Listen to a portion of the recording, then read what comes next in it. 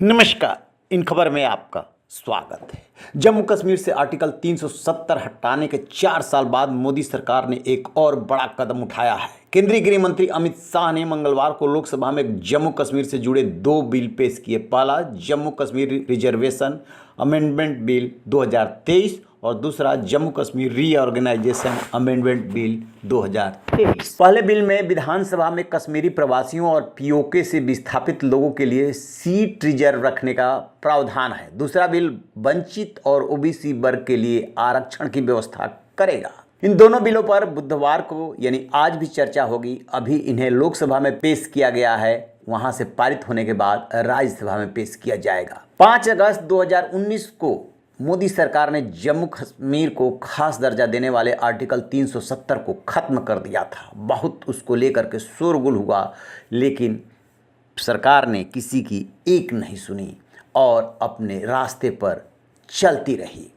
जम्मू कश्मीर और लद्दाख को 2 अलग अलग केंद्र शासित प्रदेश में विभाजित कर दिया गया। अब यह नया बिल जम्मू कश्मीर में विधानसभा सीटों को बढ़ाने का प्रावधान करेगा। ये कानून बनते ही जम्मू कश्मीर विधानसभा में 114 सीटें हो जाएंगी।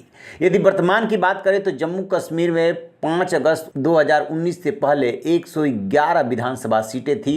इनमें से 24 सीटें पीओके में थी, वहाँ चुनाव नहीं कराए जा सकते थे। इस तरह कुल 87 सीटें होती थी, लेकिन लद्दाख के अलग होने के बाद 83 सीटें ही बची थी। इन दोनों बिलों के कानून बनने के बाद जम्मू कश्मीर विधानसभा में सीटें बढ़कर के 83 से 90 हो जाएंगी। जम्मू में 6 और कश्मीर में 1 सीट बढ़ जाएगी। इस बिल में कश्मीरी प्रवासियों के लिए 2 और पीओके से विस्थापित नागरिक के लिए 1 सीट रिजर्व होगी। 2 कश्मीरी प्रवासियों में से 1 सीट महिला के लिए आरक्षित होगी।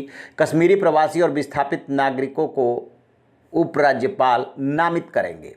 ये तीनों सीटें जम्मू कश्मीर विधानसभा की 90 सीटों से अलग होगी। इस हिसाब से जम्मू कश्मीर में 93 सीटें हो जाएगी। इसके साथ ही अनुसूचित जात यानी एससी, अनुसूचित जनजाति यानी एसटी के लिए 16 सीटें रिजर्व हो जाएगी। इनमें से एससी के लिए 7 और एसटी के लिए 9 सीटें रखी गई है। इस बिल में एससी, एसटी और सामाजिक आर्थिक तौर पर पिछड़े वर्ग को सरकारी नौकरियों और शैक्षणिक संस्थानों में आरक्षण देने का प्रावधान किया गया है।